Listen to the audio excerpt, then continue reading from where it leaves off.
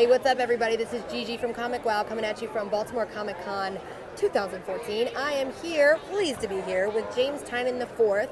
James, thank you for joining us. Yeah, that's really happy to be here.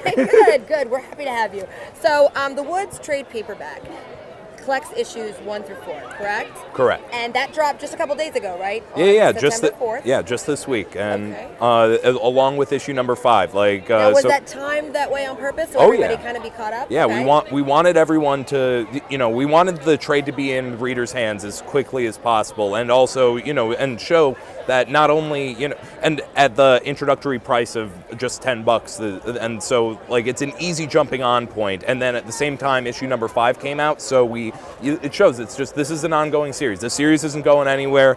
We want you coming along for the ride, and it's going to be a crazy one. Fantastic. So for our ComicWow viewers that aren't familiar yet with The Woods, can you give them a little background on it, story? Well, The Woods is basically the story of a high school that's transported into the middle of an alien forest, and it's the story of the children in that school trying to figure out what brought them there, why, and is there a way to get home? And those are the things that really drive it. But it's also a very human story about these very human characters trying to survive in the wilderness. And it's an alien wilderness, so it's even crazier than it would be otherwise. But so where'd you get the inspiration for this? Was this a bizarre dream that you had, or maybe collections from certain other things that you'd seen in movies and TV? Where do you draw your greatest inspiration in general? Well, this series in particular, it was actually a conversation I had with Scott Snyder about 3 years ago. And when he asked me, basically, okay, if you could only write one comic ever, what would it be? What would it look like? What kind of elements would it have? And I started thinking, okay, what would it, and how would I weave together all of the things that interest me into a singular story? And that's where The Woods came from. It was entirely, it's an entirely passion project. All the characters are me. They're all coming, all the issues they're going through are issues that I've gone through. And on top of that, it's playing with horror, science fiction, adventure, and all of these things all melded together into a singular story with a big mystery. And that kind of epic sense of, the sense of it being an epic. That's really, that's where it came from. That's the story. Well, that's interesting because you're hitting a lot of different demographics and there's different genres. So how is it that you can mold those together and have it still work? Because generally people write it just to science fiction or just to horror. Was that the biggest challenge in this book, was finding them all, or did it kind of just weave itself together? It kind of weaved itself together because at the end, like I said, this story is so me. So that I don't have to find the center because the center is me. It's I just have to write it, and it flows out of me. This has been one of the easiest things to write, and I don't mean that it's right.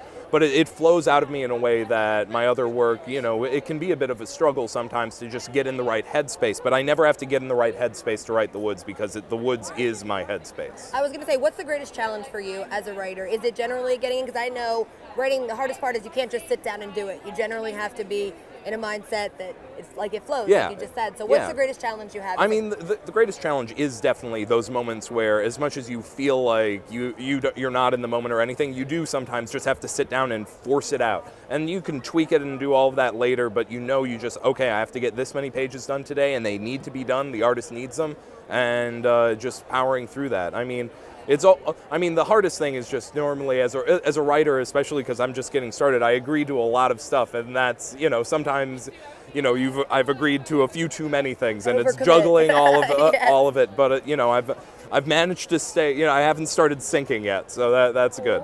Well, that is good. That is good. You want to keep everything flowing well. Yeah. So, do you have any other projects that you're working on besides The Woods that you want to let our ComicWow viewers know about? Well, I have a series called Mimetic that's launching in October, also through Boom Studios, which is. It's basically three oversized issues, and it's an apocalyptic horror story. It's about an image posted online that ends the world in 3 days. And it's the progression from that small moment of a little silly image posted on the internet, and the way it spirals out and creates total devastation.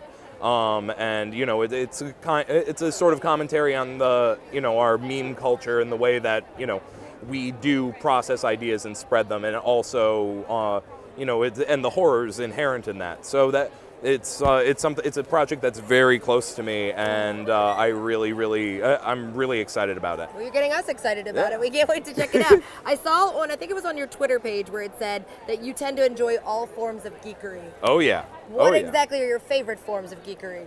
Oh boy, I mean, like comics are king for me, but it's but that's not a surprise. So horror films, like I'm a big horror geek. The exact opposite of me, James, because I'm scared of everything. I mean, but that was the thing. I was scared of everything for so long, and then in college I started getting interested in why I was scared of it, and I actually ended up doing my senior thesis on international horror cinema. Oh, wow. And I wrote, like, I watched, I think, 172 horror films my senior year of college. So it's, that I love that. I love that whole world. And what else? I'm actually terrible at video games. I have always been terrible. I don't have the right eye-hand coordination. So I at some point you just get sick of all of your friends kicking your ass at Halo. So I'm only good at Sonic the Hedgehog. Yeah, I'm always down with some Sonic, but yeah. Now, obviously, we've seen a lot of comic-related properties turning into TV and movie. Do you see The Woods as more a TV show style drama, or do you see it as a full screen feature? I think it could work as either, but I think it would be, just because it's such a big story, I think TV would be a really good place for it. But if anyone wants to have a conversation, I'm down for those conversations to happen. And because you're such a fan of like the horror genre and everything, if this were a full screen epic, is there a director style in mind that you kind of have? We're not limiting you. Boy. We're not turning anyone off. But like, are you more like a? I'm not even sure. It would have to be. I would hope that it would go to someone who finds himself in a similar center as me. Just because this is such a personal project to me that I would want someone who understands the tone, because the tone of this series, like we were saying, it's. It exists in multiple realms. It's not just a singular type of story. It's kind of 20 different types of stories all together.